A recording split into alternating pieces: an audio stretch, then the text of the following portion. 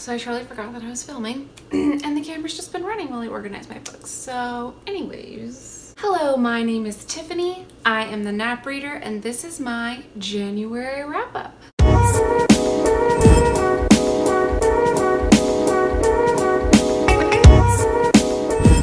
So I'm gonna try to do this a little more organized this year. I have written down a little data. My favorite wrap-ups are the ones that kind of show data in the corner. For example, books in Lola. I know My Reading is Odd did one recently where she had all her little data in the corner, and I really enjoyed those, so I'm gonna try to work those into my videos. And I am going to do these in order from worst to best. So without further ado, let's get started. So just very quickly, here is some data for the month. I read 10 books this month, which equaled out to 3,833 pages. For like Goodreads stars ratings that are rounded to like the whole star, I had 1 3-star, 4 4-star, and 5 5-star. And if you count like my 0.25, 0.75s, then my average rating for the month was a 4.3 average, which is extremely awesome. But I probably don't rate books as harshly as I should. I had 1 anthology, 6 fantasy, 1 thriller, and 2 YA contemporaries. As for the authors, I had 3 male authors, 6 female authors, and 1 anthology, so it was a mix of different authors. However, it was heavily female. I don't know if there was any male authors in that at all. And so let's get started on the books I read this month from lowest to highest rated. The book, I think I should stop touching my table because it makes my camera shake because my camera's on my table. The book that I rated lowest this month was Behind Closed Doors by B.A. Paris. This was my thriller for the month. I read it because I didn't know anything about it for the Winter Biannual Bibliothon. And it just really didn't give me the on the edge of your seat, biting your nails, what's gonna happen next feeling that I look for in a thriller. I thought that the characters weren't deep enough, the plot wasn't exciting enough. I gave it 3 stars on Goodreads. In my head, I'm giving it like a 2.75 stars. I could probably give it a 2. It really did not meet my expectations. If you have any good thriller recommendations, I would love to hear some in the comments because I am trying to read some more thrillers and it just seems like I keep picking them up and being disappointed. Next I have My True Love Gave to Me, edited by Stephanie Perkins, which is a anthology with like Christmassy New Year stories in it. I started this in 2017 and I finished it in 2018. I enjoyed these stories. Basically, I just found that I don't think I like short stories. I always find myself wanting more. If I don't want more, I just want them to end. And it's like, I like to it takes me kind of a while to focus. Like, I sit down and I start reading and it takes me a while to focus. And it's almost like by the time I'm focused on a story and it hits its stride, it's over. And then I either have to for this month, I read it mostly through December. So I would read a short story and then go read something else. But if I was to continuously just read this book, it would be like refocusing over and over and over and over and over again, which just makes me not enjoy it as much because I like to get lost in my book, forget the outside world, and just have the picture running in my head, and it's hard to do that with short stories. I did enjoy them, but that's the reason I pretty much gave it like a 3.75. My next book, which I gave a 4 stars, is Dress Codes for Small Towns by Courtney Stevens. I was watching Books in Lola and Chelsea Darling read this, and they both loved it and gave it 5 stars. I'm pretty sure Books in Lola definitely did, but I think Chelsea Darling reads did as well. And it just didn't do it for me. I don't know if I just wasn't in the mood for what this book was. It seemed a little young for me, which is weird for me to say because I do like YA or young adult contemporaries. I felt that I liked the characters in this book, but something about the book kept me from picking it up and wanting to keep reading it. I kind of had to force myself to keep picking it up the whole time I was reading it. I was gonna give it a 3 stars, but the last probably 75 pages, I really enjoyed. It seemed like it finally all came together, and I liked where it was going. I think I mentioned this in a previous video, but this is a book about a group of small town friends, mostly about Billy and her dynamic with all the friends, and she thinks she's in love with multiple of them, and multiple of them think they're in love with her and other people in the group.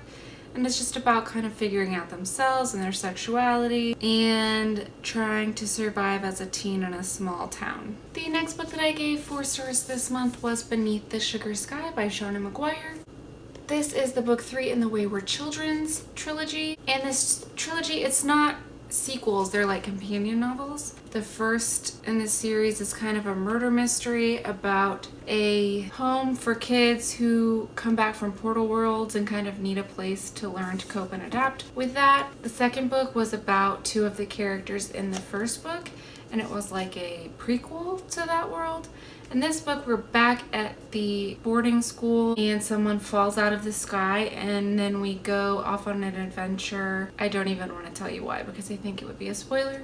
I really liked the second one the best in the series because I think the character development was amazing. This one, I don't know if it was just because you were supposed to already know some of the characters or there was too much plot to cover in 200 pages, but I just didn't get that same character development. And there were many different characters, so it was just felt kind of shallow to me.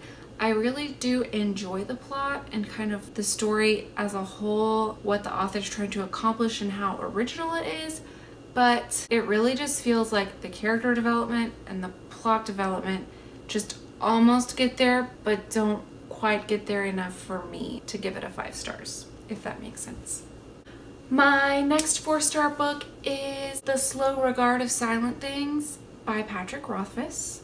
This is book 2.5 in the Kingkiller Chronicles. It is centered around Ari. You don't see the main character Kvothe from the Kingkiller Chronicles in this, although she does reference him. It's a lot about her. I think Patrick Rothfuss says you can get away with not reading this, but even though, and this is going to sound insane, even though I rated this book a 4 stars, which is less than I rated both of the other books, which are 5 stars. This book kind of sits with me more and resonates with me more. I think because it's so original, and I like logged on after I read this and like read some theories about Ari and like what she could be in the rest of the series, and it was really fun to do that. I think there's some references made in this book that are really alluding to what could happen in the 3rd book if it ever comes out.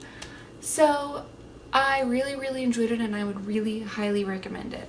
I rated it a 4 stars on Goodreads, and I think it's probably more of like a 4.25, 4.5 stars. I really enjoyed that. Great read. Next I have Lola and the Boy Next Door by Tyfanie Perkins, which I gave a 5 stars. Technically it was probably still a 4.5 stars. But you can give 4.5 stars on Goodreads, so anything that I give 4.5 stars, if it's on the more giddy end of 4.5 stars, I'm gonna round it up to a 5 on Goodreads. This book was just cute. I mentioned in my previous video that I don't know why Tyfanie Perkins has this thing with making one of the main characters be in a relationship with somebody else while trying to figure out their relationship with the endgame person. But, I mean, because that is not okay. If you're in a relationship with somebody, you should, and if you're confused, you should be honest and possibly like go on a break or something, like not do what these characters do. So aside from that, I really loved this. I loved Lola. There's gay representation because her dads are gay. I really liked the whole dynamic with like the boy next door. I love that kind of story. And he had the sister and she like hated her, but then they're like became friends in the end. Like just, it was just so cute. And Tyfanie Perkins has a way of writing that makes me just want to keep reading and gives me just all the feels. And at the end of the day, the reason that I'm reading is not to get anything literary out of it. I'm really reading 100% for entertainment value. And so that's why this book gets such a high rating for me, even though it is kind of shallow and silly, but I loved it. So there's that. The next books that I listened to this month were Harry Potter and the Prisoner of Azkaban and Harry Potter and the Chamber of Secrets, which are backwards. I gave them 5 stars. Harry Potter, pretty sure you know what they're about. I don't really have much else to say. I'm trying to go through and read these books without factoring in nostalgia, and I just really love them. And I think it's kind of fun. Lily C. Reads, I don't know if you follow her, if you don't you should, is rereading them right now. Or not, she's not rereading them, she's reading them for the first time right now, which is really fun because I'm kind of aligned with her. I'm finishing up the books like a little bit before she does, and then I get to watch her video when she posts them. And it's been really fun to just try to not have the nostalgia factor and judge the book how I feel at this age of 28 years old and how I think of it, and then go back and see her as an older, like she's not like a 15-year-old reading these books, she's older than that, she's college age. Because some people say that a lot of the hype for Harry Potter was that we read them while growing up, and that's why we all just give them 5 stars and love them no matter what. And it's funny going through and watching her vlogs and seeing her thoughts and going, oh yes, that is amazing, or oh that was a little stupid, or whatever. So I'm really enjoying that, and if you want to join in, you should do that too. Last but not least, I have 2 books. They're both rated 5 stars. I could not tell you which one I rate higher.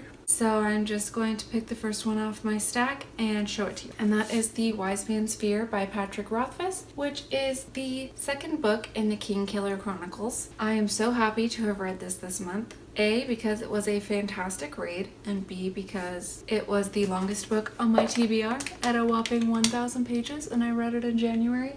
So literally nothing on my TBR is quite as daunting as this, unless you count like that I kind of want to read Outlander, and there's like a zillion books and they all have 1,000 pages. But we're just gonna forget about that series for now. Okay. So I loved this book. Patrick Rothfuss has a way with words that just keeps you engaged and enthralled the entire time that he is writing. I will go ahead and say that it's just insane because unless I'm missing something, which I'm quite sure that I am, because I think he's one of those people who plants Easter eggs and little hints and things about things that are going to happen in the future, but it's almost like nothing happens in this 1,000-page book, except a whole ton of stuff has happened. But we're still just seemingly very far away from the overarching plot in the 3rd book. I can't imagine how the 3rd book is not going to be 3,000 pages long. I'm very confused. I do not know. These are probably in order because of my thoughts on this one. So there's that. I would tell you to read it, but maybe you should wait till there's an actual release date. Yeah. And last but not least, my highest rated book that I just decided after talking about Name of the Wind is God's Grave by J. Kristoff. Thank you, Pierre Ford, for recommending this to me. This is book 2 in the Nevernight Chronicles. And the Nevernight Chronicles is, the first book is a book about a girl who kind of auditions to get into an assassin school, or to become an assassin, she's in the school, to avenge the people who basically demolished her family. And this book is about the same girl, Mia, and the same characters, but it's very, very different in the fact that they're not at the school anymore. It really takes a complete 180 and is just like a whole new plot. And I finished reading this on a slow night at work, and I was like speaking out loud to my coworker who had no idea about what I was talking about, and I was like, oh my gosh, what is happening? The plot twists, oh my gosh. And then, I don't know if this is a spoiler, but maybe, I don't think it is, but at the end, he's just so snarky. You know, he has these endnotes where he like breaks the fourth wall and talks to the reader. And then at the end, there's basically like a letter that's like, ha, plot twists. Sucks for you, you don't have the 3rd book yet. That's the end. What? And you're like, oh, F you. F you, J. Kristoff. He posts on Twitter all the time that he's a bastard, and I agree. But I love you. So, that's God's Grave. Even talking about it just gives me all the feels, and I feel like I need to read it again. Maybe I will try the audiobook because I'm actually curious how they do the footnotes in the audiobook before the 3rd book comes out. But I love it, and you should read it. It's amazing. Robin Hobb blurbed it on the back. It says, like Hogwarts, but with lots of violence and sex, believable and wrenching. Highly recommend. And ladies and gentlemen, that was my January 2018 wrap up. I hope you enjoyed listening to me talk about the books I read this month. I try to not just say, oh, I love that book, or I hated that book. So I hope I'm going to get better at talking more in depth about the books and why I feel the way I do about them. If you have any questions or comments, leave them down below. If you like this video, like and subscribe. I look forward to seeing you another day, and I hope you have a great one. Goodbye.